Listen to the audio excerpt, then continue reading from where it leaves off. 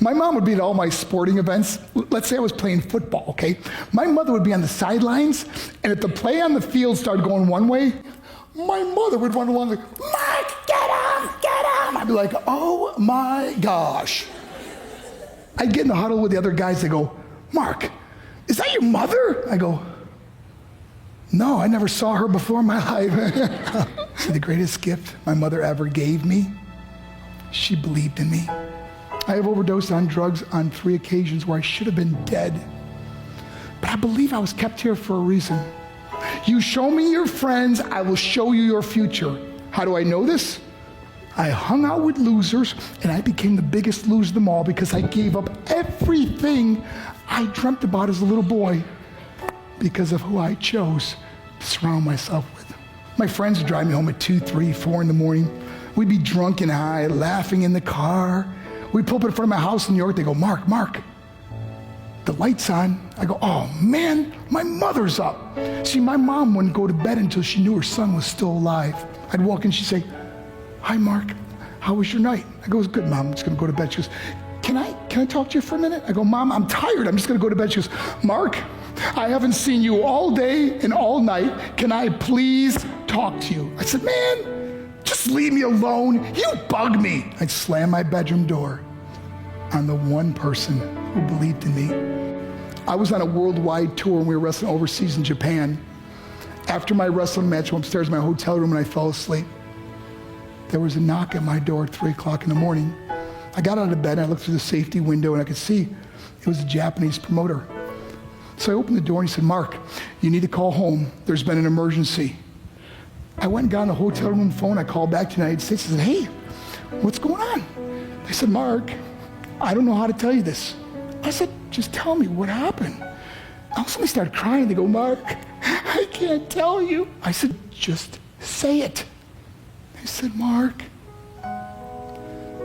your mother died. I just threw the phone down. I ran out of my hotel room.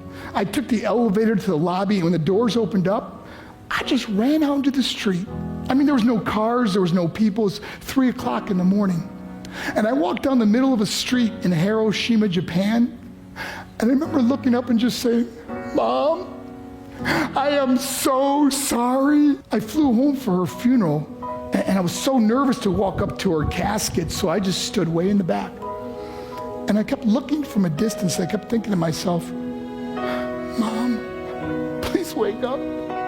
Please get up. And then I finally got the nerve to walk up to her. And as I got closer, I could see my mom for the first time. I mean, she was so beautiful. She was dressed in white. I mean, she looked like an angel. And I just stood over her and I said, Mom, you are my hero. Everything I am, everything I hope to be was because of you. You loved me so much. You gave me a life. You're the only one that ever believed in me.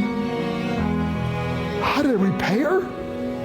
By getting drunk, by getting high, by getting stupid, by hanging out with losers. For what? All she ever wanted to do was talk to me. I wish I could talk to you now, Mom. I wish you could see what I'm doing. Why couldn't I have been a better son? We are defined by our choices. But if you surround yourself with people involved in drugs and alcohol and pills, it's a dead end. I'm not here to preach to you. I'm here to tell you I lived that life. It leads to broken hearts, broken relationships, broken dreams, and death. For what? To get high?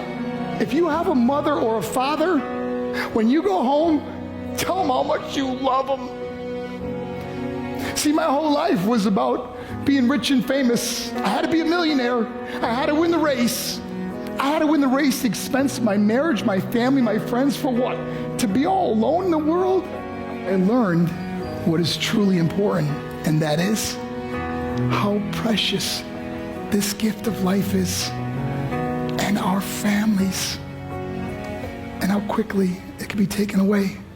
See, I no longer live in time, I live in moments. See, it's not what's in your pocket that matters. It's what's in your heart that truly matters. Love Love is just a word until somebody comes along and gives it meaning. You're